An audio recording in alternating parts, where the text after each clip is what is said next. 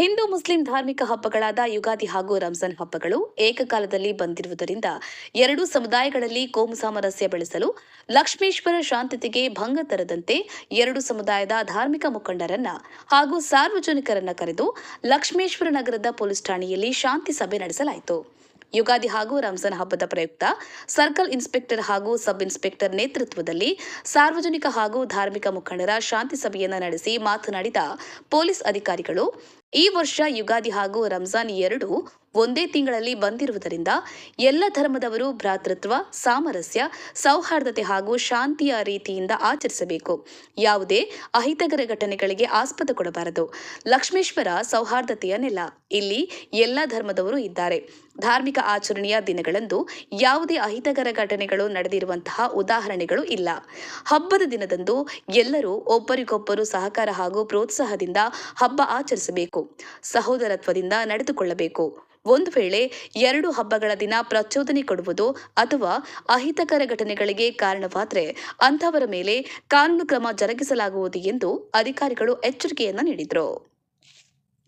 ಗಾಳಪ್ಪ ಹೆಚ್ ಹರಿಜನ್, ಲಕ್ಷ್ಮೇಶ್ವರ. ಜೈ Bhim news 24x7. ಇದು ಬಹುಜನರ ನ್ಯಾಯಕ್ಕಾಗಿ. ಅಥವಾ ಒಬ್ಬ ಆಯೋಜಕನಾಗಲಿ ಅಥವಾ ಸಮಾಜ ಒಬ್ಬ ವ್ಯಕ್ತಿಯನ್ನು ನೇಮಿಸುವಂಥ ಕೆಲಸವನ್ನು ನೀವು ಮಾಡಬೇಕು. ಇನ್ನು ಅದಲ್ಲದೆ ಈ ಶಾಂತಿ ಸಭೆಯ ಜೊತೆಗೆ ಈಗ ನಾವೇನು ಮಾಡ್ತೀವಿ ಅಂತಂದಲ್ಲಿ ಈಗ ನಮ್ಮಲ್ಲಿ ಆಕ್ಸಿಡೆಂಟ್ಗಳು ಭಾಳ ಆಗ್ತಿದ್ದಾವೆ. ನಾವು ಹೋದ ವರ್ಷ 9 ಆಕ್ಸಿಡೆಂಟ್ ಕೇಸ್ಗಳಾಗಿದ್ದು, ಈ ಸಲ 7 ಆಗಿದ್ದವು. ಇನ್ನೂ ಮಾರ್ಚ್ ಮುಗಿದಿಲ್ಲ. ಅದು ಹೋದ 12 ತಿಂಗಳು ಹಿಡ್ಕೊಂಡು 9 ಆಗಿದ್ದು, ಈಗ 2-3 ತಿಂಗಳು ಹಿಡ್ಕೊಂಡು 7 ಆಗಿದ್ದವು. ಇನ್ನೊಂದು 2 ಆಗಿದ್ದು ಅದು ಕೂಡ ಮುಗಿದು ಹೋಗ್ತದೆ.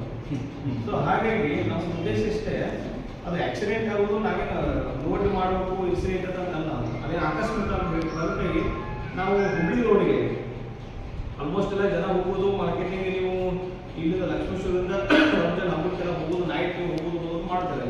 ಆ ಹುಬ್ಳಿ ರೋಡಿಗೆ ಏನು ಮಾಡಿದ್ವಿ, ನಾವು ಬೇರೆ ಕಡೆ ಇದ್ದೀವಿ. ನಾವು ರಿಫ್ಲೆಕ್ಟ್ ಇದನ್ನು ಹಾಕಿದ್ದೀವಿ ಸರ್, ರೇಡಿಯಮ್.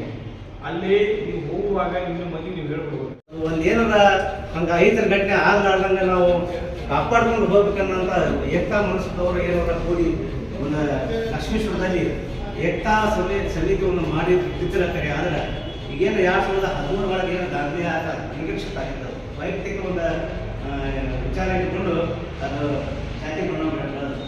ಆ ನಮ್ಮ ಇತಿಹಾಸದ ಒಂದು